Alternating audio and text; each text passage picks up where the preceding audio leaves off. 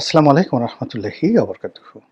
সম্মানিত দর্শক, ডোনাল্ড ট্রাম্পের যন্ত্রণায় সারা দুনিয়া অতিষ্ঠ। আমরা ইতিহাসে যারা পাগলা রাজাদের গল্প শুনেছি কিংবা নাটক সিনেমা দেখেছি, এই পৃথিবীতে আমেরিকাকে কেন্দ্র করে এই মুহূর্তে যা কিছু হচ্ছে এবং ডোনাল্ড ট্রাম্প নিজে যে সকল কর্মকাণ্ড করছেন, ইতিহাসের গল্প উপন্যাসের সিনেমার যে পাগলা রাজা, সেই পাগলা রাজাদের সকল কাহিনীকে তিনি হার মানিয়েছেন। তিনি বিশ্বকে তোলপাড় করার জন্য, তছনছ করার জন্য যে সকল কর্মকাণ্ড করছেন, তার সঙ্গে সাম্প্রতিক সময়ে যে বিষয়টি যুক্ত হয়েছে সেটা হলো তিনি যে আন্তর্জাতিক নোবেল পুরস্কার কমিটি, তাদের প্রতি ভীষণ ক্ষেপেছেন এবং যে দেশটি নোবেল পুরস্কার দেয় সেটা হলো নরওয়ে। এখানে একটা বিষয় আছে, মানে মূল ব্যাপার হলো যে নোবেল পুরস্কারটি দেয় একটা শক্তিশালী কমিটি। তো টাকা হলো সুইডেনের। মানে আপনারা জানেন যে আলফ্রেড নোবেল তিনি সুইডেনের অধিবাসী ছিলেন, সুইডিশ বিজ্ঞানী ছিলেন। কিন্তু সুইডেন এখানে কোনো গুরুত্বপূর্ণ ভূমিকা পালন করে না। সুইডেন এই দায়িত্বটা দিয়েছে আরেকটি স্ক্যান্ডিনেভিয়ান কান্ট্রি নরওয়েকে, নরওয়ের যে পার্লামেন্ট।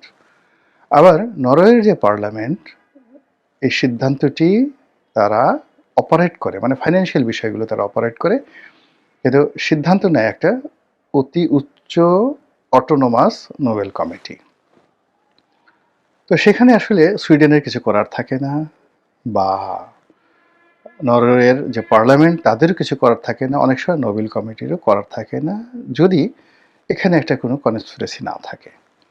তো যা হয়, নোবেল পুরস্কার অত্যন্ত গুরুত্বপূর্ণ একটি পুরস্কার এবং এই পুরস্কারের যে সকল শাখা রয়েছে সব জায়গাতেই মোটামুটি নিরপেক্ষতা মানে রয়েছে, সম্মান রয়েছে, মর্যাদা রয়েছে। কিন্তু সাম্প্রতিক সময়ে বিশেষ করে ৮০-র দশক থেকে যারা নোবেল শান্তি পুরস্কার পেয়েছেন, বলা হয়ে থাকে এগুলো সবই ইউরোপ এবং আমেরিকার যে রাজনীতি, সেই রাজনীতির বিবেচনায় দেয়া হয়।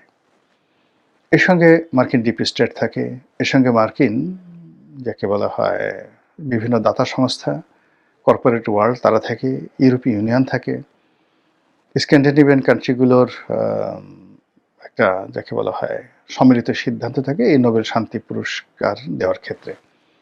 বিশেষ করে যখন ইয়াসির আরাফাতের সঙ্গে আইজাক রাবিনকে দেওয়া হলো, নেলসন ম্যান্ডেলার সঙ্গে যখন দেশমন টুটুকে দেওয়া হলো, ইউসুফ মালালা জাইকে দেওয়া হলো, মানে এই জিনিসগুলো নিয়ে, এবং এইবার ভেনেজুয়েলার মাসাদোকে দেওয়া হলো এবং আমাদের দেশে ডক্টর মোহাম্মদ ইউনূসকে দেওয়া হলো। এই বিষয়গুলো নিয়ে কিন্তু বহু বিতর্ক আছে, বহু কথাবার্তা আছে যে এইগুলো পশ্চিমা সাম্রাজ্যবাদী শক্তির একটি ক্রিয়ানক তারা। ভালো কথা। তো তাই যদি হয় তাহলে আমেরিকার প্রেসিডেন্টরা তো অহরহ সবাই নোবেল পুরস্কার পেয়েছেন, অনেকে পেয়েছেন। তো ডোনাল্ড ট্রাম্পও আশা করেছিলেন তিনি এই নোবেল পুরস্কার পাবেন এবং আমাদের বাংলাদেশে একটা সময় শেখ হাসিনাকে মনে করা হতো তিনি নোবেল পুরস্কারের জন্য খুবই উদগ্রীব, কিন্তু তিনি নিজের মুখ থেকে ওইভাবে নোবেল পাওয়ার ব্যাপারে কখনো নেতিবাচক কথা বলেননি। তার যারা লোকজন রয়েছেন তারা আশা করতেন, আমরাও জানতাম তিনি নোবেল পুরস্কার আশা করেন, কিন্তু খেদোক্তি করে বলেছেন যে ওটা আমার দরকার নেই, আমি কি নোবেলের জন্য মুখ সাপেক্ষে কিনা বা আমি বসে আছি কিনা, আমি এমনি কাজ করি, বঙ্গবন্ধু কন্যা আমার যাকে বলা হয় কাজের মধ্যে আমার পুরস্কার। তো এই ধরনের কথাবার্তা বলতেন, কিন্তু সবাই বলতেন যে না না, মনে মনে তিনি নোবেল পুরস্কার আশা করেন। আর ডক্টর মোহাম্মদ ইউনূসকে তিনি যে পছন্দ করতেন না, অপছন্দ করতেন, তাকে প্রতিদ্বন্দ্বী মনে করতেন, এর দুটো কারণ ছিল। প্রথম কারণ হলো যে তিনি নোবেল পুরস্কার পেয়েছেন এবং তিনি জেনুইনলি নোবেল পুরস্কার পাননি, তিনি নোবেল পুরস্কার পেয়েছেন পশ্চিমাদের মদদে। কাজেই ভবিষ্যতে শেখ হাসিনার জন্য তিনি একটি বিপদের কারণ হবে এবং পশ্চিমা শক্তি তাকে শেখ হাসিনাকে রিপ্লেস করার ক্ষেত্রে ক্রিয়ানক হিসেবে ব্যবহার করবে, এই আতঙ্ক তাকে তাড়া করত। এবং অবাক করার ব্যাপার হলো যে সেই ঘটনাটাই ঘটেছে। অথচ ২০০৯-১০ সনে যখন ইউনূস এবং শেখ হাসিনার মধ্যে বিরোধ শুরু হয়, তখন এই ধরনের কোনো জিনিসই ছিল না। হয়তো আমেরিকাটা প্ল্যান থাকতে পারে, ডক্টর মোহাম্মদ ইউনূসের কোনো চিন্তা হতে পারে যে তিনি যদি রাষ্ট্র পরিচালনা করতে পারতেন ভালো হতো। কিন্তু মূল ব্যাপার হলো যে শুধু এগুলো চিন্তা জগতে ছিল, বাস্তবে কোনো ঘটনা কিন্তু ঘটেনি। ১-১১ সময় ডক্টর মোহাম্মদ ইউনূসকে প্রধান উপদেষ্টা বানানোর চেষ্টা হয়েছিল, তিনি রাজি হননি। এটাই সত্য ঘটনা। তো যাই হোক, কিন্তু ওই যে একটা জিনিস আছে যে, তোমারে বুঝিবে যে গোকুলের বাড়ি শেষে, এবং যে মানে ক্ষতিগ্রস্ত হবে তার মনে কিন্তু বিপদের আশঙ্কা দেখা দেয়। আপনি মারা যাবেন, মারা যাওয়ার আগেই কিন্তু আপনি বুঝতে পারবেন যে আজরাইল আসছে। আপনি ধ্বংসপ্রাপ্ত হবেন, চারিদিকে আলো বাতাস প্রকৃতি দেখে আপনার মনে হবে যে আপনার দিকে ধ্বংস ধেয়ে আসছে। আপনি অপমানিত, লাঞ্ছিত হবেন, ব্যবসায় লস করবেন, রোগাক্রান্ত হবেন, এটা আপনি জানতে পারবেন, যার দ্বারা যে ক্ষতিগ্রস্ত হয়। তো সেই দিক থেকে শেখ হাসিনা কিন্তু বুঝতে পেরেছিলেন যে ডক্টর মোহাম্মদ ইউনূস তার জন্য, তার ক্ষমতার জন্য, তার রাজনীতির জন্য আজরাইলের পর্যায়ের। তো এই কারণে হয়তো প্রকৃতিগতভাবে তিনি চিৎকার চেঁচামেচি করেছেন, এবং তার পেছনে নোবেল পুরস্কারটি, শান্তি পুরস্কারটি হয়তো এখানে নিয়ামক শক্তি হিসেবে কাজ করেছে। এই গেল একটা ঘটনা। এখন ডক্টর মোহাম্মদ ইউনূসকে বাদ দিয়ে আমরা চলে যাই ডোনাল্ড ট্রাম্প। ডোনাল্ড ট্রাম্প পাগলামো করছেন, মানে সিরিয়াস পাগলামো করছেন। সে পাগলামো করে ভেনেজুয়েলাতে তিনি যে কাজ করছেন, এটা নজিরবিহীন। নরিয়াগার ক্ষেত্রে যেটা করা হয়েছিল রোনাল্ড রিগানের আমলে, বা রোনাল্ড রিগান যেভাবে যাকে বলা হয় লিবিয়া আক্রমণ করেছিলেন, কিংবা জর্জ বুশের জমানাতে, প্রথম বুশের জমানাতে, দ্বিতীয় বুশের জমানাতে যে যুদ্ধগুলো হয়েছে, সেইগুলোর সব কিছু বাদ দিয়ে ভেনেজুয়েলার যে ঘটনাটা, এটি এখন সারা বিশ্বকে আতঙ্কগ্রস্ত করে তুলেছে। এরপর তিনি এখন ডেনমার্কের যে স্বায়ত্তশাসিত অঞ্চল গ্রিনল্যান্ড, এটাকে কিনে নিতে চাচ্ছেন। এটা নিয়ে ইউরোপের সঙ্গে তার শত্রুতা চরমে, এবং আমেরিকার সারা জীবনের ইতিহাসে ইউরোপের সঙ্গে তাদের যে বন্ধুত্ব, সেই বন্ধুত্বটা পায়ে মারিয়ে তিনি এখন ইউরোপের উপর শুল্ক আরোপ করতে চাচ্ছেন, এমনকি যুদ্ধ করতে চাচ্ছেন। এসব পাগলামির বাইরে তিনি যাকে তাকে বন্ধু বানাচ্ছেন, যাকে তাকে শত্রু বানিয়ে ফেলছেন মুহূর্তের মধ্যে। হঠাৎ করে তার সঙ্গে খাতির হয়ে গেল ইলন মাস্কের, তাকে নির্বাচনের প্রধান নিয়ামক মনে করলেন, তাকে মন্ত্রীর চেয়ে বড় ক্ষমতাধর করলেন, আবার সেই ইলন মাস্ককে দূর দূর করে তাড়িয়ে দিলেন। তার বন্ধু নরেন্দ্র মোদীর প্রশংসা তিনি পঞ্চমুখ, এখন নরেন্দ্র মোদীর টুটি তিনি চেপে ধরছেন।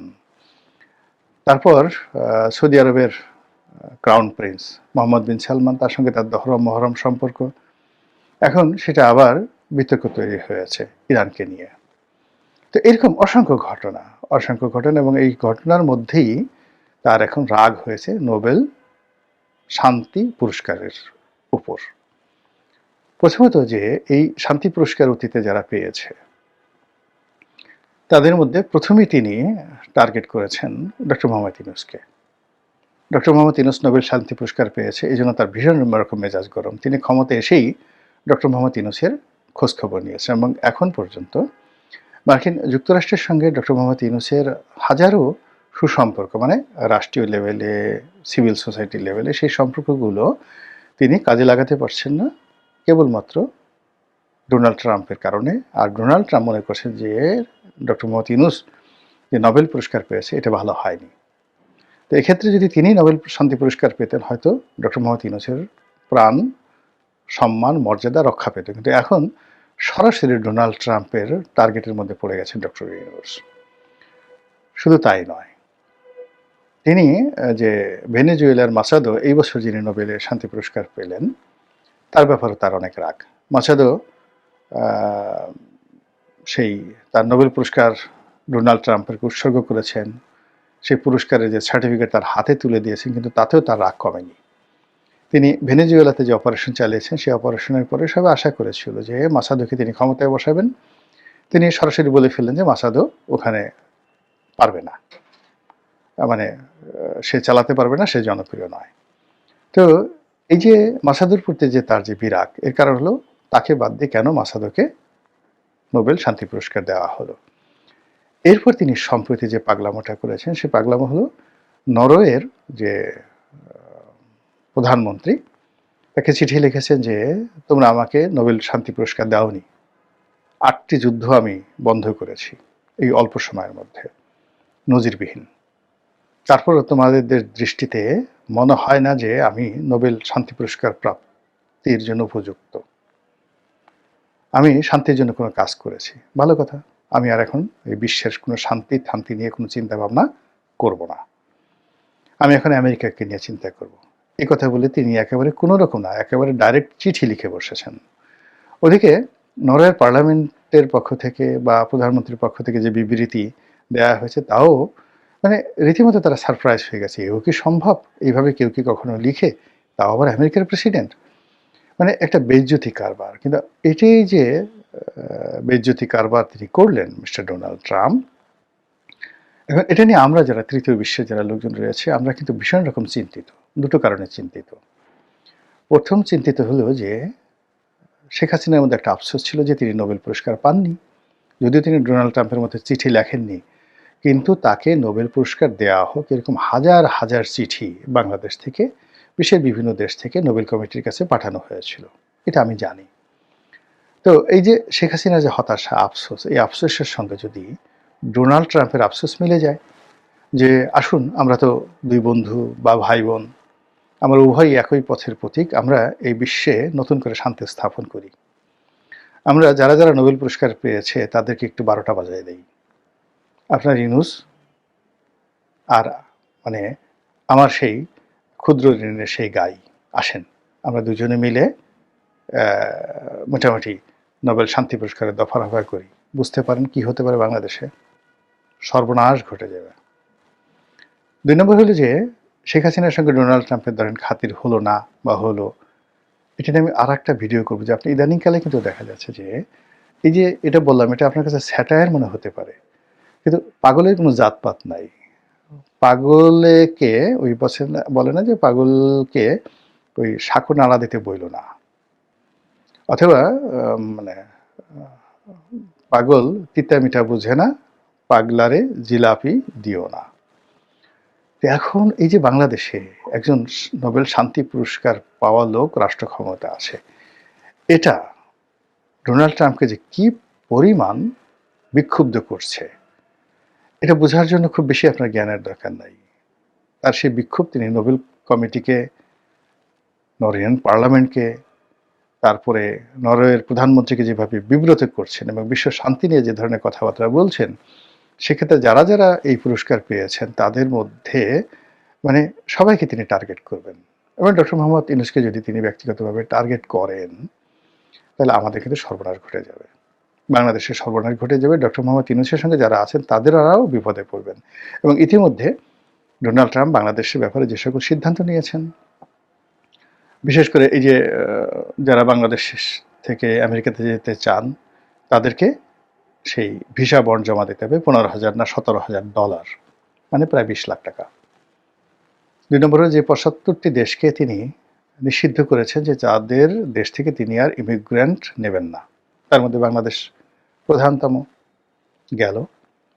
এর বাইরে আওয়ামী লীগকে রাজনীতিতে পুনর্বাসন করার জন্য, শেখ হাসিনাকে ফেরত আনার জন্য তিনি যে তৎপরতা চালাচ্ছেন এবং বাংলাদেশে যে মানুষটিকে তিনি রাষ্ট্রদূত নিয়োগ দিয়েছেন, এতে করে যারা পররাষ্ট্রনীতি বুঝেন তারা বুঝতে পারছেন যে নোবেল শান্তির প্রতি মিস্টার ডোনাল্ড ট্রাম্পের কী পরিমাণ রাগ রয়েছে, ক্রোধ রয়েছে।